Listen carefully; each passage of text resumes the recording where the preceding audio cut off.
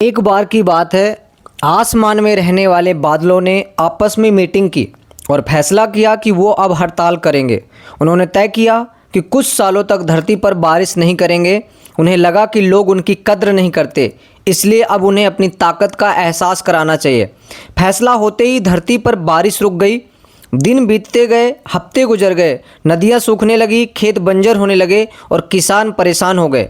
ज़्यादातर किसानों ने तो खेती करना ही छोड़ दिया, क्योंकि बिना बारिश के फसल उगाना नामुमकिन लग रहा था। लेकिन एक गांव में एक किसान रोज की तरह अपने खेत पर जाता, हल चलाता और मिट्टी को तैयार करता। वह पसीना बहाता और पूरे मन से मेहनत करता।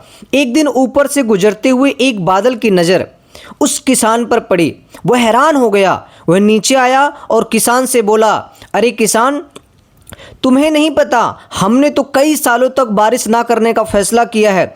जब बारिश ही नहीं होगी तो तुम खेती क्यों कर रहे हो? तुम्हारी मेहनत बेकार जाएगी। किसान मुस्कुराया और शांत आवाज में बोला, मुझे पता है कि बारिश नहीं हो रही, लेकिन मुझे एक डर है कि अगर मैं कई सालों तक हल चलाना छोड़ दूं तो कहीं ऐसा ना हो कि मैं खेती करना ही भूल जाऊं। मैं अपनी मेहनत और अपनी कला को जिंदा रखना चाहता हूं। किसान की बात सुनकर बादल चुप रह गया।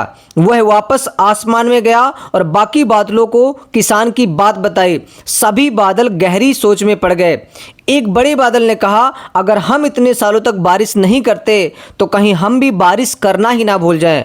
हमारा काम भी बारिश करना है। अगर हम उसे छोड़ देते हैं तो हमारी पहचान क्या रह जाएगी? यह सोचकर सभी बादलों को अपनी गलती का एहसास हुआ। उन्होंने तुरंत अपनी हड़ताल खत्म करने का फैसला किया।